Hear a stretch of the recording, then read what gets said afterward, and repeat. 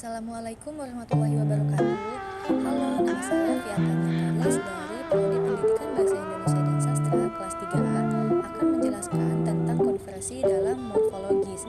Jadi jangan skip videonya ya teman-teman. Kita langsung saja ke pembahasan ya teman-teman.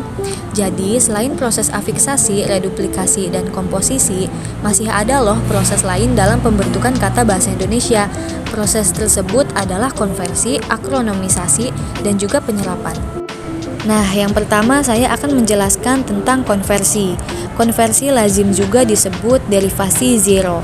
Transmutasi, transposisi adalah proses pembentukan kata dari sebuah kata dasar berkategori tertentu menjadi kata berkategori lain tanpa mengubah bentuk fisik dari dasar itu. Ini menurut Abdul Khair tahun 2008 di halaman 235. Nah, contohnya apa aja sih? Contohnya seperti petani membawa cangkul ke sawah. Kalian bisa melihat teksnya di layar. Yang kedua ada juga contohnya adalah cangkul dulu tanah itu, baru ditanami. Jadi, kalimat pertama yang bermodus deklaratif pada kata cangkul berkategori nomina, sedangkan pada kalimat kedua yang bermodus imperatif pada kata cangkul berkategori verba. Sampai sini paham ya teman-teman? Nah, sebuah nomina tanpa perubahan fisik menjadi sebuah verba walaupun dalam modus kalimat yang berbeda. Hal ini disebabkan pada kata cangkul dan sejumlah kata lainnya di samping memiliki komponen makna atau bendaan juga memiliki komponen makna atau alat dan tindakan. Komponen makna tindakan inilah yang menyebabkan kata cangkul itu dalam kalimat imperatif menjadi berkategori verba. Namun berbeda lagi dengan kata pisau yang memiliki komponen makna, bendaan, dan alat. Ketiadaan komponen makna tindakan pada kata pisau itu tidak bisa digunakan sebagai verba dalam kalimat imperatif. Menurut Abdul Khair tahun 2008 pada halaman 236. Selanjutnya saya akan menjelaskan tentang modifikasi internal. Nah, jadi modifikasi internal adalah proses morfologis yang disebut modifikasi intern ini jarang terdapat pada bahasa-bahasa di dunia. Modifikasi internal biasanya terjadi karena ada perubahan pada bagian dalam morfem. Istilah modifikasi intern dipinjam dari istilah Inggris internal modification. Yang dimaksudkan di sini ialah perubahan vokal, misalnya dalam proses morfemis kata-kata Arab tertentu. Modifikasi demikian kita temukan pula dalam banyak bahasa Indo-Eropa dalam kata kerja kuat. Misalnya menurut Abdul Khair tahun 2008, kata drink ditambah dengan kata past menjadi drunk. Dan juga di contoh yang kedua, kata food ditambah kata plural menjadi feed. Jadi begitu ya teman-teman contohnya. Di bagian C ada suplesi. Nah, suplesi dalam proses perubahannya sangat ekstrim karena ciri-ciri bentuk dasar tidak atau hampir tidak tampak lagi. Boleh dikatakan bentuk dasar itu berubah total. Misalnya bentuk lampau dari kata Inggris goyang menjadi went. Ini menurut Abdul Khair tahun 2008. Di bagian ketiga ini ada akronimisasi.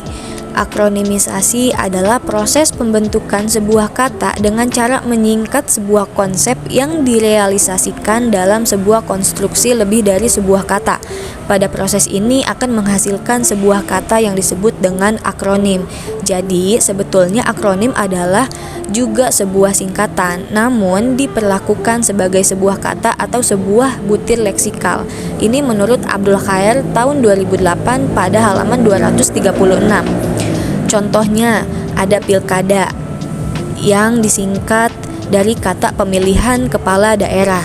Ada juga kata Jabodetabek yang disingkat dari kata Jakarta, Bogor, Depok, Tangerang, dan Bekasi. Ada juga kata balita yang disingkat dari kata bayi 5 tahun. Nah, jadi begitu ya teman-teman penjelasan singkatnya. Nah, pemendakan ini adalah proses penanggalan bagian-bagian leksem atau gabungan leksem sehingga menjadi sebuah bentuk singkat, tetapi maknanya tetap sama dengan makna utuhnya, menurut Abdul Khair tahun 2008. Dalam berbagai kepustakaan, hasil proses pemendekan ini biasanya dibedakan atas penggalan, singkatan, dan akronim.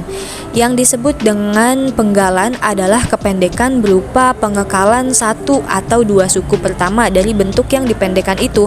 Misalnya, dok dari bentuk dokter, perpus dari bentuk perpustakaan, dan banyak lagi contoh-contohnya yang sudah saya jelaskan dalam layar. Yang terakhir, saya akan menjelaskan tentang penyerapan. Nah, penyerapan adalah proses pengambilan kosakata dari bahasa asing, baik bahasa asing Eropa seperti bahasa asing Belanda, bahasa Inggris, bahasa Portugis, dan sebagainya, maupun bahasa asing Asia seperti bahasa Arab, bahasa Perancis, bahasa Sanskerta, bahasa Cina, dan sebagainya, termasuk dari bahasa Nusantara seperti bahasa Jawa, bahasa Sunda, bahasa asing, bahasa Bali, dan sebagainya. Ini menurut Abdul Khair tahun 2008 pada halaman 239. Di dalam sejarahnya, penyerapan kosakata asing berlangsung secara audial, artinya melalui pendengaran. Orang asing mengucapkan kosakata asing ini, lalu orang Indonesia menirukannya sesuai dengan yang didengarkannya. Jadi, karena sistem fonologi bahasa asing itu berbeda dengan sistem fonologi bahasa yang dimiliki orang Indonesia, maka bunyi ujaran bahasa asing ditiru menurut kemampuan lidah melafalkannya. Sebagai contoh, bahasa Belanda pada kata domekrak dilafalkan menjadi dongkrak. Bahasa Sanskerta utpati dilafalkan menjadi upeti. Bahasa Arab pada kata mudorot dilafalkan menjadi melarat. Dan bahasa Portugis pada kata almari dilafalkan menjadi lemari. Ini menurut Abdul Khair tahun 2008 pada halaman 239.